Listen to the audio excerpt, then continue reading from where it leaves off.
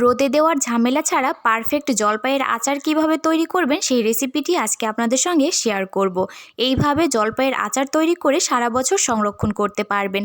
আচার পছন্দ করে না এমন লোক কিন্তু খুঁজে পাওয়া যাবে না। আর এই জলপাইয়ের আচারটা খেতেও যেমন মজা, দেখতেও তেমন সুন্দর। হ্যালো এভরিওয়ান, আসসালামু আলাইকুম। আমি এখানে 1 কেজি পরিমাণে জলপাই নিয়েছি। এখন আমি জলপাইটা ভালো করে পরিষ্কার করে আমি যেভাবে করে একটু কেটে নিয়েছি। আপনারা আপনাদের সুবিধা মতো কেটে নেবেন। এখন আমি এই যে পাঁচফোড়নটা একটু ভেজে নিব। আমি এখানে প্রাণের পাঁচফোড়নটা নিয়েছি। এখানে কিন্তু সরিষা আছে, তো আমি আলাদা করে সরিষা ব্যবহার করব না। তো আমি এখানে একটু করে জিরা দিয়েছি আর কয়েকটা এলাচ দিয়ে দিয়েছি। তারপর একটু ভালো করে ভেজে আমি এটা গুঁড়া করে নিয়েছি। এখন আমি আচার তৈরি করার জন্য একটা কড়াইতে পরিমাণ মতো সরিষার তেল নিয়েছি। আমি কিন্তু সরিষার তেলের পরিমাণটা একটু বেশি করে নিয়েছি। তারপরে এর ভেতরে 2টা তেজপাতা একটু ছোট করে কেটে দিয়ে দিয়েছি এর ভেতরে কয়েকটা শুকনা মরিচ, তারপরে দিয়ে দিয়েছি গোটা কিছু রসুন। রসুনটা দেওয়ার কারণে কিন্তু আচার দিয়ে খুবই সুন্দর একটা স্মেল আসবে। আমি সব মিশ্রণ একসঙ্গে ভালো করে নেড়ে চেড়ে তারপরে এর ভেতরে জলপাইগুলা দিয়ে দিয়েছি। একটু সাবধানে দেওয়ার চেষ্টা করবেন, না হলে কিন্তু তেলটা ছিটে আপনার হাতটা পুড়ে যেতে পারে। তো এই ক্ষেত্রে একটু সাবধানতা অবলম্বন করবেন।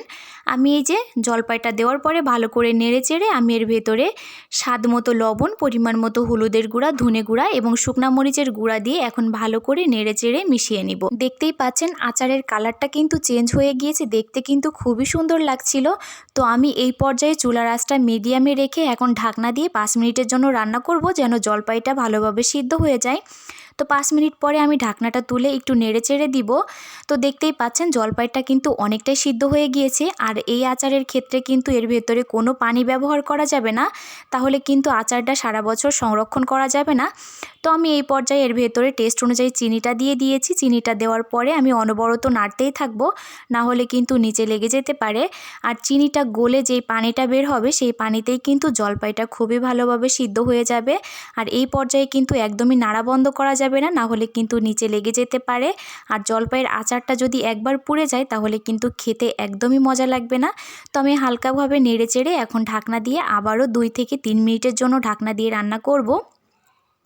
তো 2-3 মিনিট পরে দেখতেই পাচ্ছেন চিনিটা কিন্তু একদমই ভালোভাবে গলে গিয়েছে আর জলপাইটাও অনেকটা সিদ্ধ হয়ে গিয়েছে। আমি এই পর্যায়ে কিন্তু আবারও অনবরত নাড়তেই থাকবো, না হলে কিন্তু নিচে লেগে যেতে পারে।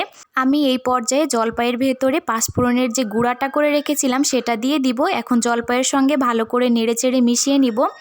মেশানো হয়ে গেলে আমি এখন ঢাকনা দিয়ে 2 মিনিটের জন্য রান্না করব, যেন পাঁচফোড়নের যে স্মেলটা সেটা জলপাইয়ের ভেতরে ভালোভাবে ঢুকে যায়। তো দেখতেই পাচ্ছেন কালারটা কিন্তু একদমই চেঞ্জ হয়ে গিয়েছে।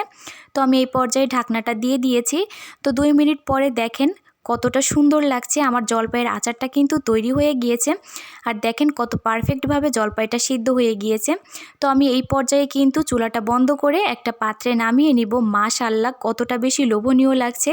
তো আজকের ভিডিওটি আপনাদের কাছে কেমন লেগেছে অবশ্যই কমেন্ট করে জানিয়ে যাবেন। আর ভিডিওটি যদি ভালো লেগে থাকে অবশ্যই লাইক, কমেন্ট এবং শেয়ার করে দিতে ভুলবেন না। সকলে ভালো থাকবেন, সুস্থ থাকবেন, আমাদের জন্য দোয়া করবেন। আল্লাহ হাফেজ।